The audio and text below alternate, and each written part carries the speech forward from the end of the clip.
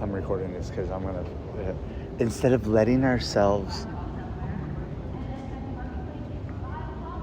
appreciate our finiteness, we let it dictate how we live. We let it make our decisions, versus inviting it in, and not inviting it in like I want to die or I want to do something that's going to cause my death.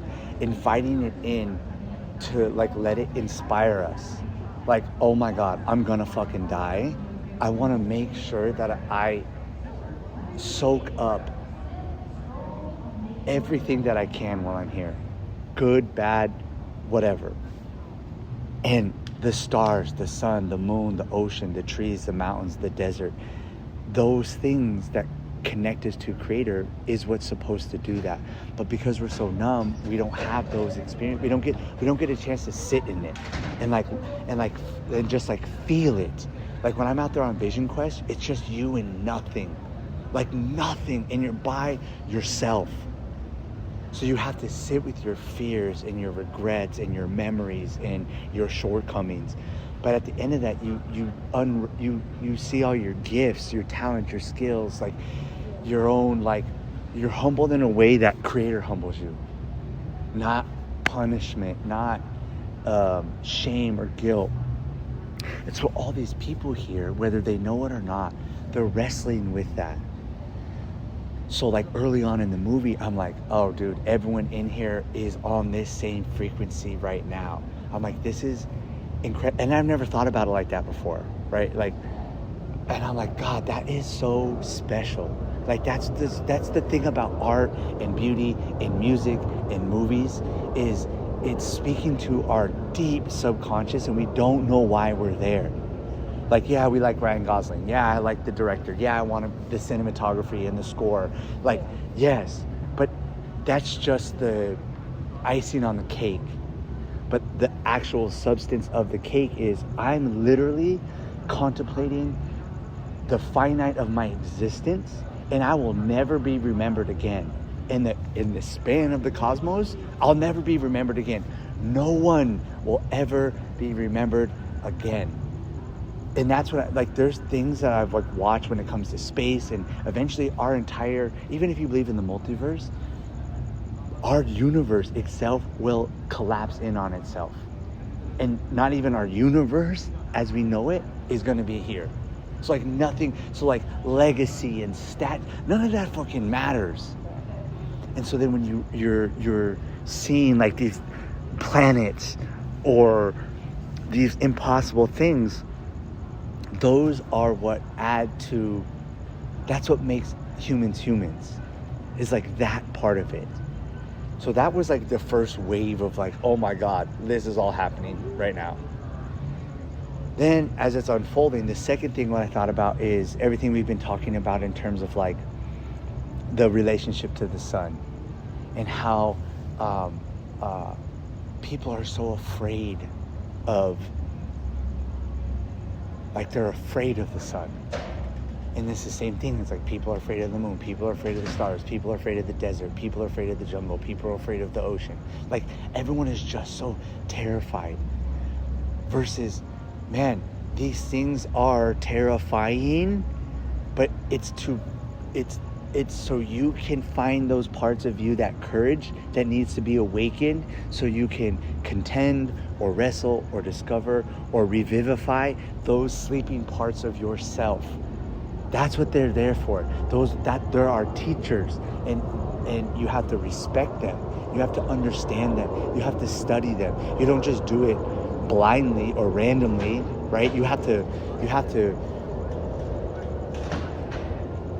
invite it in, and it is going to invoke those parts of us that are like, oh, I don't like that. Like everyone in that movie at some point felt some type of uncomfortableness, whether it's the sadness of death or the fear of, oh my God, what's going to happen, the anxiety when the ship is going to fall apart. So everyone has to feel that, but that's all around us all the time. But instead of letting us feel it, we want to distract ourselves with this or that and And so then it makes your everyday life so fucking miserable and so complicated and so confusing. So that's why for us as natives, it's like, give it to the earth, give it to the sun, give it to the moon, give it to the stars. Because when you're contrasting it against that, it creates space for you to be like, oh, it's going to be okay. Like it's going to be okay. In the grand scheme of cosmos, it's going to be okay, right? So then it's like the whole movie, the premise is our sun is dying. And without the sun, we perish. And guess what's happening? The world has lost its relationship to the sun and it's dying. We're sick. Why? Because we don't let the light heal us. We don't let the light in. And guess what? The light is intense. The light can be harsh. The light can hurt you. But if you learn to navigate it and work with it and study it, it's what heals you. It's what cures you. It's what grows our food. It's what cleans us. It's what gives us life. So I'm like sitting there like, oh my God, this is literally what we've been talking about. But people don't understand that. And so then, okay, so that's all happening. And I'm like, God, dude, like this is, again, now it's deeper for me than I even had anticipated, right? So then, I mean, anytime there's like stars involved, I just get super emo because like one of the things that I wish so bad, like I wish I could go to space. Like, I'm like, man, I would, like if they were like, who wants to go to space?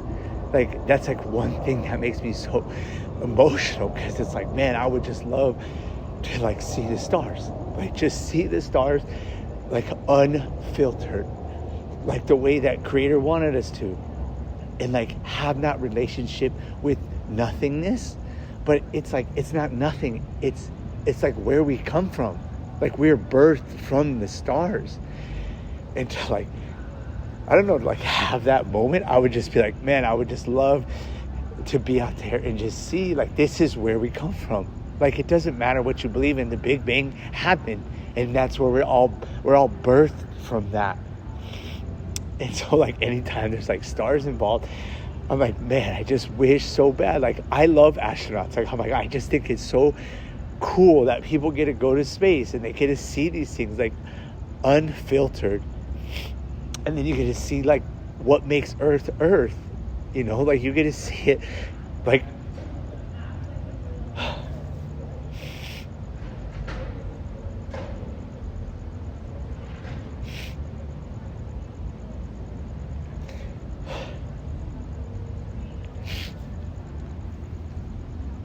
like you get to see the sacredness of the planet without like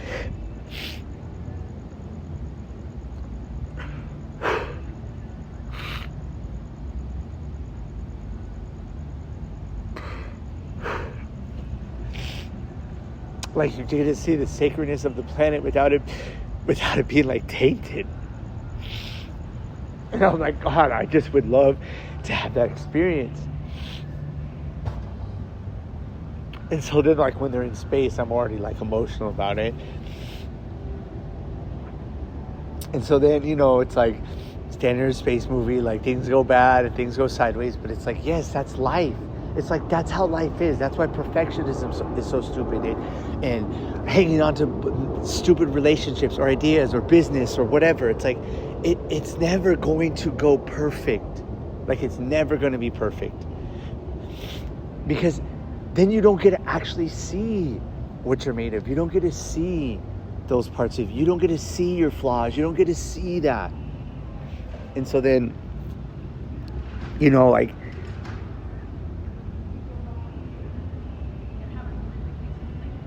we do this thing, and I was like telling you, like when I watched like Jurassic Park, and I'm like, why do they always make dinosaurs like bad?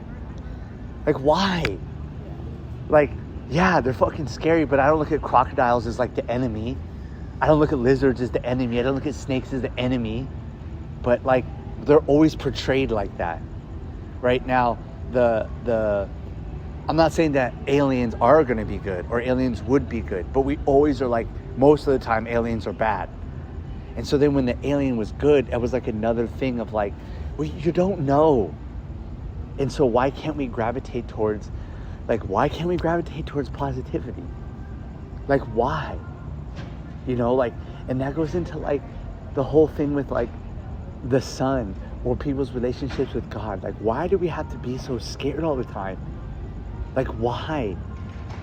Never in the writings or the teachings of our ancestors or ancient ones, it was never like God's mad at you, God's punishing you. That's a fucking white Christian fucking ideology, man. It's not how it is. It's like there's a Tao to everything, but it's not this punishing iron fist, you do what I say or else. And that's how people view the sun. That's how people view the ocean. That's how, not everyone, but a lot of people, which is why our world is so fucked up. Versus, we don't understand each other. And instead of taking the time to learn and connect, be like, yeah, we do speak a different language, but we're here on the common same ground. But it takes a humbleness. And so that's all happening. Like, I'm getting hit with that. And then when they were in the tunnel, right? And I'm like, oh my God, it's a spider. And that in Native American tradition, spider is what creates everything. It's like outside of all of existence, the spider spun all the stars, all the planets. That's like the web. And like a backstep where I got also emotional. In Native American tradition, is like water is life. Like nothing can live without water. And that's like why I love Dune so much. Dune is like water is sacred. Like the whole thing is around water. And it's like I cry every time I watch Dune. I cry every time I read the book. There's moments in the book and the movie I can't not cry because it's around water. Again, in the sacredness of water and like what we've done to our waters. We've poisoned the waters, and then, people don't even have a relationship with water. It's just drink a fucking gallon of water and you'll be fucking good. Drink your fucking water. It's hot outside. It's like, you don't even understand what you're saying. Like the water in our bodies, it's like what gives us life, and that vibration matters. So it's like, yeah, you're not taking the time to learn about all the systems that make your body go. So I can be outside and go running for 45 minutes with no water, and I'm 100% okay because I have a beautiful relationship with water, with my body, with my mind, with my dreams, with the sun, with the moon, with the earth, with my prayers, with my community, because the water in my body is good. And so, but that's the engine that makes all of us go. And so, like when he got humbled around, like, oh, like, I was completely wrong about it.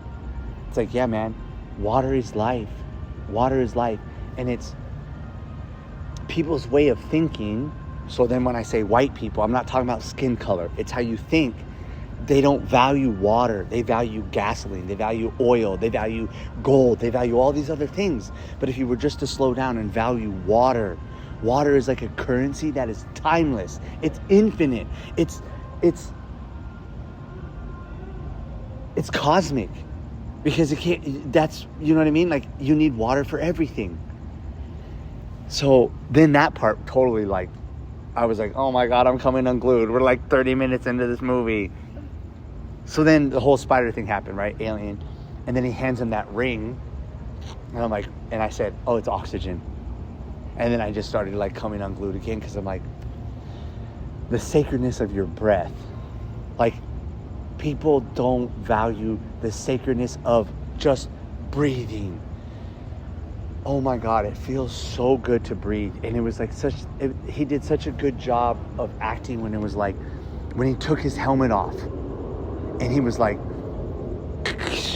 and then he like closed his eyes and was like, because he's like, oh my God, like I can breathe. And I'm not away from Earth, and I'm away from Earth, and I'm breathing. And that is what makes me human, is that I need air to live, right? A lot of mammals do, but it's like fish don't, but there's oxygen in the water. So like, yeah, they do need oxygen, right? So then it's like oxygen and water and the sun. Oxygen, water, sun. That's what gives life, like across universe, like the fundamental elements of life: light, water, oxygen. Like, and that's what we need. But people don't value these things. They're not mindful of the breath. They don't care what they're breathing. They don't care what they're inhaling, what they're inspiring. They don't, and then they exhale nonsense. And then, so the oxygen you breathe and exhale is nothing but poisonous. So then I'm like, oh my God, he gave them these oxygen rings, right? So then all that's happening. And then when the spider almost dies or whatever, the Rocky, right? I'm sitting there, I'm like, oh my God, these are my intentions. And I didn't even make the connection. Like, I was just like, Grace, for whatever reason, it was just like, I didn't even like, oh, that's my intention for the year, right? Amazing Grace. And it's like, oh my God. And it was like, Grace needs Rocky and Rocky needs Grace. Meaning, you can never demonstrate grace if things are not rocky. And if things are not rocky, you never get to practice your grace. It's literally, they need each other. And without it, and they both brought the best out of each other. And there was confusion and frustration and all this other stuff. So it was like, well, when it's rocky, you need grace to teach you these things, to patience, to learn, and this and that. And then when things are graceful, rockiness helps you continue to, like, it gives you that edge. It challenges you, because Rocky kept pushing his buttons and try this and do this and you need to work on this. And so it's like they went hand in hand on a spiritual level, on an emotional level, right? Because without each other, you're doomed. You die. And so then it was like, now they're operating not only in harmony, but faith and trust. It's really rocky right now. I'm going to trust that grace is going to pull me through. And I trust when things are graceful, when the rockiness comes, it's going to help me move forward. It's not here to hinder me. It's not here to break me. It's not here to punish me. It's actually here to teach me, to learn, to grow, to study, to listen, to rethink, to reorient, to where am I attached to my own, how do I get out of my own way, right? And that's the relationship. It was only rockiness that survived, and it was only grace that survived. And that's the Tao. That's literally the light side and the dark side. The only things that are ever going to exist. And there's a little bit of that in each and every single one of us in every single circumstance. And it's never going to be one or the other. It's always going to need each other to find that line, right? And then even when you find it, things will go sideways. And then you have to make hard choices. And then you got to pivot. And you have to get out of your own way. And it's like, can you trust the rockiness? Can rockiness trust that grace will come and save them? Even when I don't even know what's going to happen. I'm thinking I'm going back to my planet. It's all good. I got the cure. And then will grace come and save me? But I have to put myself in those positions for grace to reveal itself, or else grace never comes. It's just a thought. It's just an idea. It actually doesn't show you the power and the depth and the glory, the amazingness of what grace actually is. And I'm just like, oh my God, what is happening in this movie right now? Like,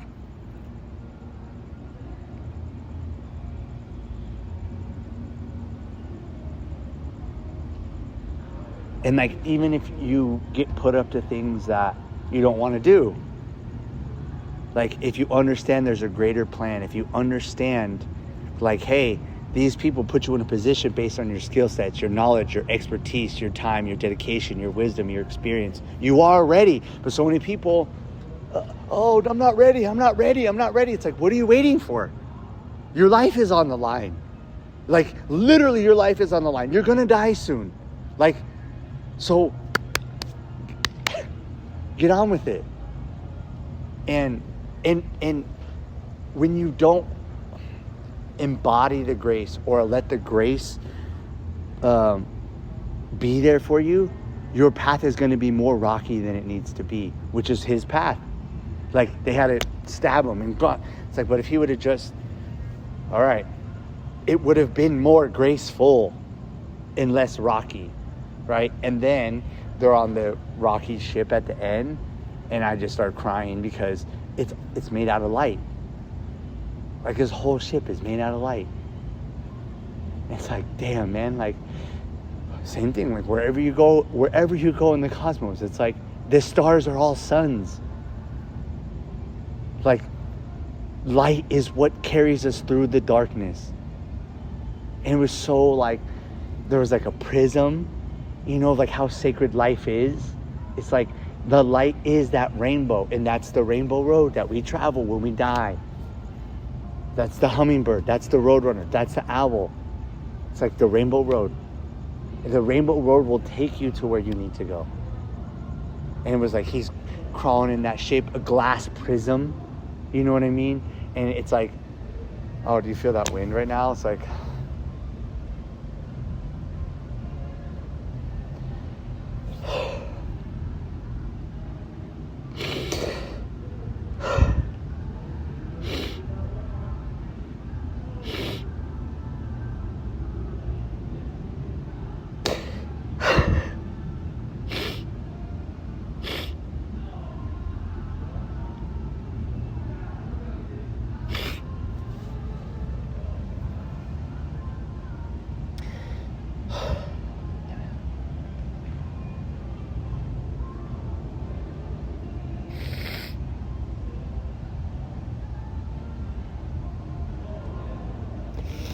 that's what I mean. It's like greater.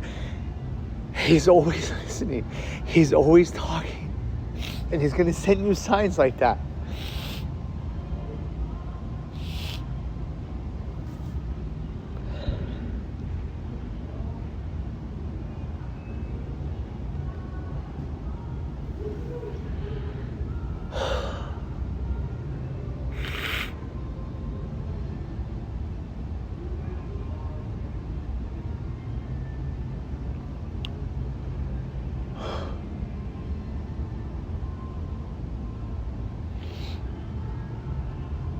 That movie was incredible.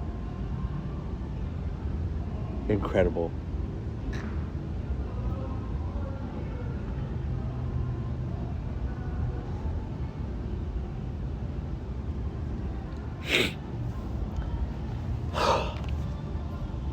So it was like, even like when I'm thinking about all my intentions, like my purpose, the ultimate self-belief, the wholeness, like he needed to do all that to understand his ultimate self-belief, to live into his wholeness, to do things that he had to follow through. And every time he followed through, vitality. And then his purpose as a teacher, as a guide, as a coach.